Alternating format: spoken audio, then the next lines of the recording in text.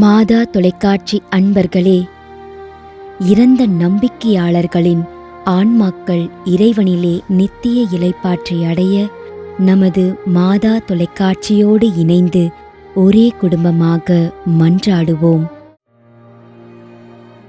திருமதி ஜூலி 3ஆம் ஆண்டு நினைவஞ்சலி.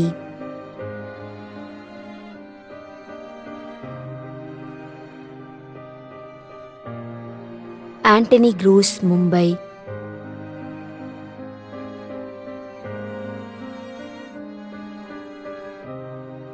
பால் ஜான் 2ஆம் ஆண்டு நினைவஞ்சலி.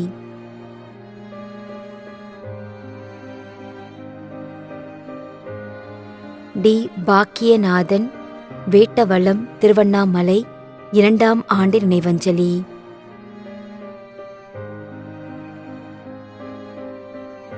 Arunachalam Yosap Ilanganathan, Paris, France.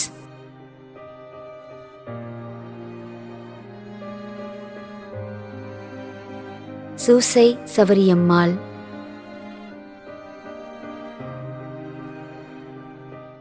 மேலும் யாரும் நினையாத நம்பிக்கையாளர்களின் ஆன்மாக்களுக்காகவும் மன்றாடுவோம். தந்தை, மகன், தூய ஆவியாரின் பெயராலே ஆமென்.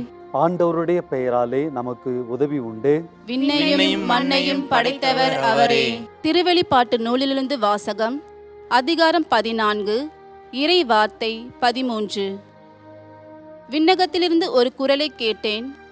இது முதல் ஆண்டவரோடு இணைந்த நிலையில் இறப்போர் பேறு பெற்றோர் என எழுது என்று அது ஒலித்தது. அதற்கு தூய ஆவியார், ஆம், அவர்கள் தங்கள் உழைப்பிலிருந்து ஓய்வு பெறுவார்கள், ஏனெனில் அவர்கள் செயல்கள் அவர்களை பின்தொடரும் என்று கூறினார். ஆண்டவரின் அருள்வாக்கு.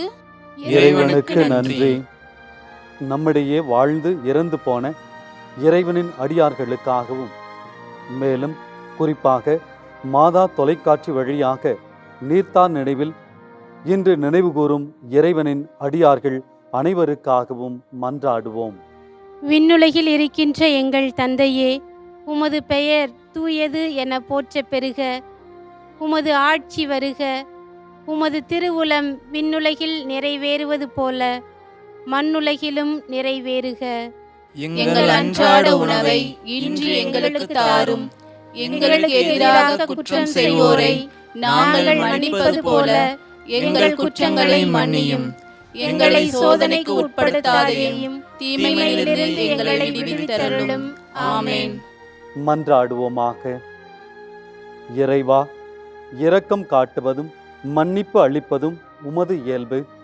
ஆகையால் உமது திருவடிகளுக்கு வந்துள்ள இன்று நாங்கள் நினைவு கூறும் ஆன்மாக்கள் மீது இரக்கம் கொண்டு அவர்களுடைய குடும்பத்தார் மற்றும் மாதா தொலைக்காட்சி குடும்பம் செலுத்தும் ஜெபங்களை ஏற்று அவர்களது குற்றங்களையும் அவற்றிற்குரிய தண்டனையையும் மன்னித்து அமைதியையும் முடிவில்லாத வாழ்வையும் தந்திடுமாறு எங்கள் ஆண்டவராகிய கிறிஸ்து வழியாக உம்மை மன்றாடுகின்றோம். ஆமென்.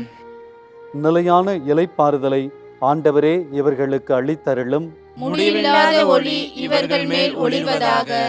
இறந்த நம்பிக்கையாளர்களின் ஆன்மாக்கள் இறைவனின் இரக்கத்தினால் அமைதியில் இளைப்பாறுவனவாக. ஆமென்.